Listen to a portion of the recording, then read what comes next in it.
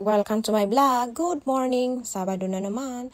At dahil nga Sabado at Linggo ay walang mga pasok. Siyempre, andito na naman ang lolo nyo. Utos doon, utos dito. At dahil nga puro mga barako kasama ko sa bahay, siyempre si ako ang unang kikilos at mag-aasikaso ng almusal at gagawa ng mga gawaing bahay. Lalo na pag ganitong walang pasok. Minsan nga, sabi ko, "Hay, kailan din kaya mangyayari na pagising ko, yung tipong ako naman ang paghahainan, yung kakain ka na lang, naku, Jo, na mangarap ka ng gising." Tapos na nga pala sila kumain, bago nga muna ako magligpit ng mga pinagkainan nila, nag-blower muna ako. Kasi nga, pagising ko, naligo muna ako. Para naman kahit mapagod ka sa mga gawain, ay di tayo magmumukhang haggard or magmumukhang pagod. At natapos ko na nga pala pagligpit ng mga pinagkainan. At ayun nga, malinis na, kunting punas-punas na lang sa rep kasi bakat yung mga kamay, ayaw ko pa naman yung may nakikitang mga gitata. At ayan nga, luminis na, kunting pakit lang. Kinuha ko na rin pala vacuum dyan. At habang nagbabacuum nga ako, si lolo naman, panay tawag. Alam nang may ginagawa yung tao, panay utos. Hay, nako, mag-antay ka dyan hanggang matapos ako. Hay, sarap pantukal sa tonsil. Makautos, wagas. Masaya sana kung kahit paano binibigyan ka ng allowance man lang kada buwan. Kaya lang wala eh. Kung di ka magtrabaho, di ka magkakahawak ng pera. Kalimitan nga kahit sa pagpalingki. Naku, ang iingay-iingay, bahala ka dyan mag-ingay. Basta ako, kukunin ko yung mga kailangan ko. Hirap kaya mag-isip ng lulutuin, lalo't na't walang panluto.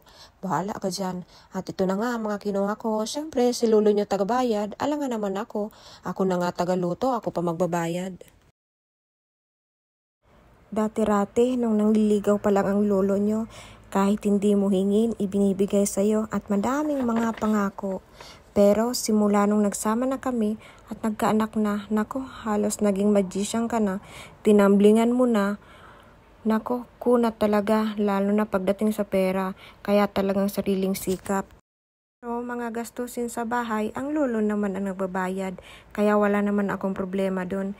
Kaya lang kalimitan, napakainitin ng ulo. Kung gaano kaikli ang pasensya ko, naku, mas maikli pa kaysa sa akin. May minsan nga nag-away kami, naku, hindi talaga ako nagpatalo, uragon ata ni. Talakan talaga, naku, lolo nyo, mas matalak pa kaysa sa akin. Ayun, ako na lang ang tumigil. At ayun nga, pagkatapos ng sagutan, sabi ng isa kong anak na 8 years old, "Ano ba yan ma? Para kayong mga aso't pusa." Simula nun nung narinig ko yun sa murang edad na naisip niya yung salitang yun, tinigilan ko na yun. Kaya tayong mga nanay at tatay dyan, hanggat may iiwasan natin na kapag may pagtatalo, kung mainit ang ulo ng isa or ng partner nyo, huwag natin salubungin, huwag makipagsagutan para walang away.